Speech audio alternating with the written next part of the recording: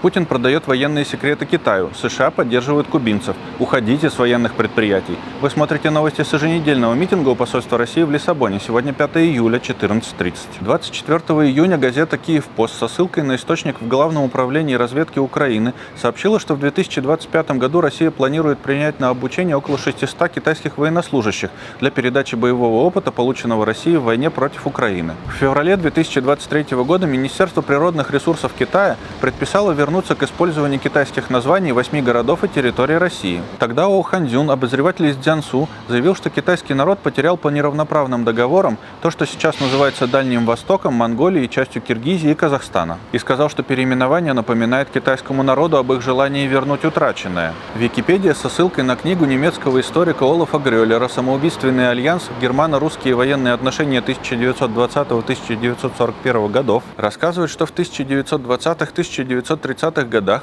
Германия помогала СССР развивать военную промышленность, а взамен тренировала своих летчиков и танкистов на территории СССР. 30 июня государственный секретарь США Марко Рубио в соцсети X заявил: «Мы привлечем к ответственности незаконный кубинский режим и поддержим кубинский народ в его стремлении к свободе и справедливости». Это заявление особенно интересно, потому что Марко Рубио кубинский американец из Майами. 4 июля Министерство защиты окружающей среды и природных ресурсов Украины сообщило о высоком уровне загрязнения атмосферного воздуха в Киеве из-за пожаров, вызванных массированным обстрелом российскими войсками. Телеграм-канал «Реальный Киев» показывает мрачный дым над городом и кадры разрушений жилых домов. Демократическое сообщество русскоязычных в Финляндии продолжает напоминать, что полномасштабная война в Украине идет уже 4-й год.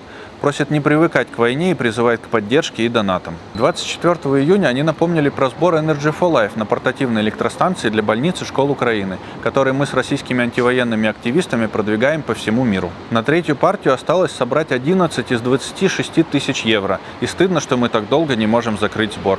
Найдите возможность помочь. В сегодняшнем видео Руся Рассвет обращается к людям, работающим на военных заводах.